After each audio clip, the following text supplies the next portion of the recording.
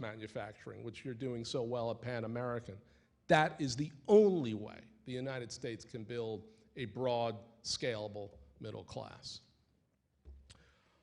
What you've seen in these two metros over the last decade, high growth in your eds and meds, some growth in trade, transport, and logistics, which I believe in my gut is a big piece of the future for here and other parts of the country, and growth in local government.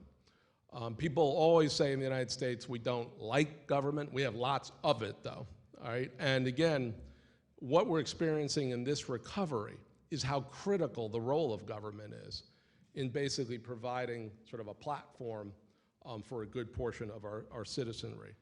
So eds and meds, trade, transport, and government. Most important thing, do not think of these as separate sectors in the economy. They are fundamentally, inextricably linked. And the more the university sectors and the private firms and the public sector begin to see these linkages and synergies and begin to understand what you're good at, and I'll talk about this in a second, the more growth you'll have. Last point, how do you unleash America's metropolitan engines? You know, when we started doing this work a couple years ago, I thought naively that the shifting and the restructuring of the American economy could be led by a national government. You'd price carbon. You'd invest at scale in advanced energy R&D. You'd overhaul immigration law, fundamental to our future.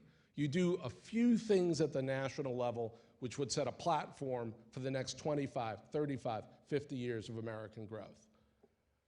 We all know what Washington looks like today. It is broken, it is dysfunctional, it is highly partisan, it is polarized. So I start from the bottom up because the genius of the American system is power is diffuse. That's why we have so much entrepreneurialism.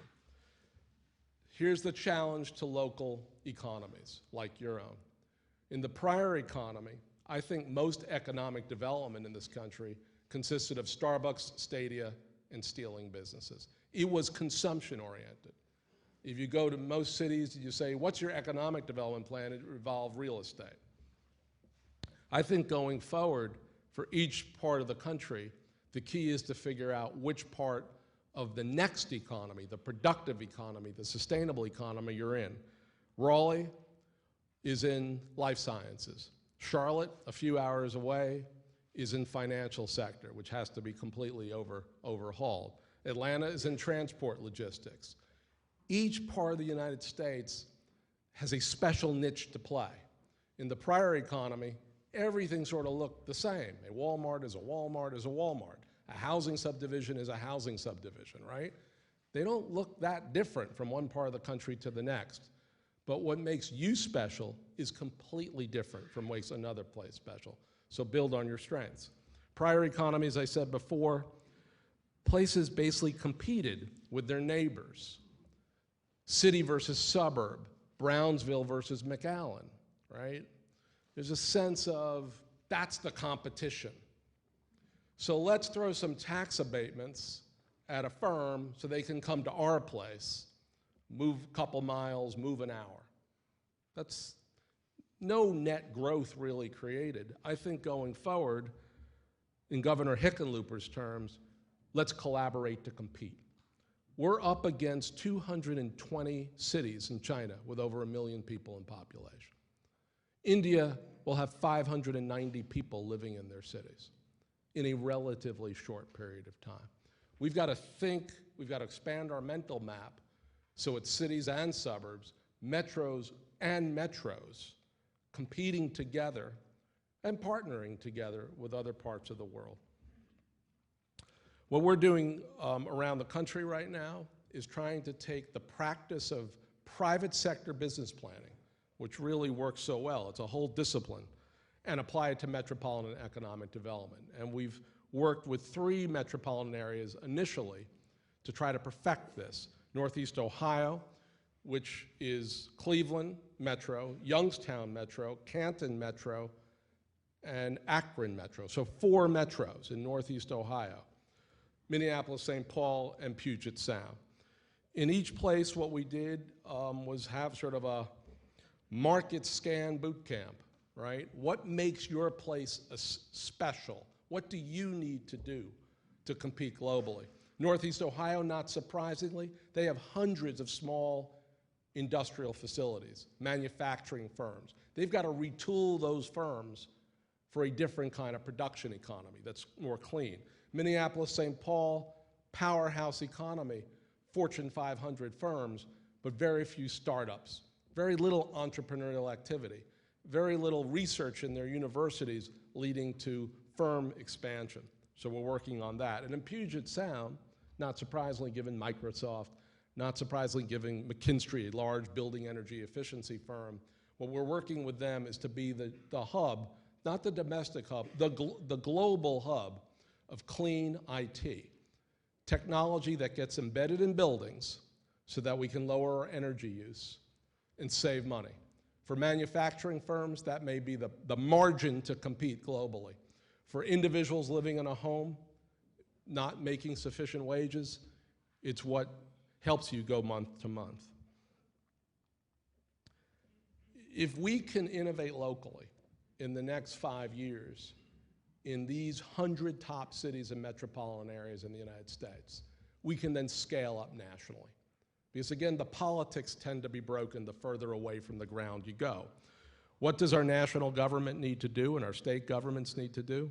They need to set standards for the clean economy, because that's how economies get built, when there's national markets created, right? This is not an environmental thing. This is a market building phenomenon. The Chinese know this, the Germans know this, the Brazilians know this. And we have to have free trade. I think the president has submitted the Colombia Free Trade Agreement and the Panama Free Trade Agreement and the Korea Free Trade. This has got to be a start of something. We're not talking about 1980s globalization anymore. We're talking about a world in which China and India, 2 billion people, are online. We need to service those markets. We need to embrace globalization. We're the most diverse country in the world, and we can outcompete people if we can set the rules right with other countries. Second piece, nationally, we've got to align. So as we do these business plans, in Northeast Ohio, we're working with the state of Ohio. In Minneapolis, St. Paul, we're working with the state of Minnesota. In Puget Sound, we're working with the state of Washington. The states need to become in service of their metros. The states are political jurisdictions. They're not markets. Metros are markets. Metros are economies. The state has to rethink its role. And the federal government has to as well. And I applaud President Obama for doing a lot of this. But what we have in Washington is a legacy government from the 1960s. It's an alphabet soup of agencies. Environment over here, transportation over there, housing somewhere else, energy somewhere else. All this comes together if you're going to build a 21st century economy. They need to be in service of metros. And the final piece that the national government really has to do, they won't do it now, is they have to invest smart. They have to put public capital into infrastructure to leverage up private sector finance so we can have the transformative investments of this century. In the last century, think of the infrastructure we built in the United States. We built the interstate highway system, right? We built rail, or modernized rail from the 19th century. We electrified whole parts of our country. We have to have the same commitment to a 21st century infrastructure, and frankly, a national government has to set that floor. Last piece,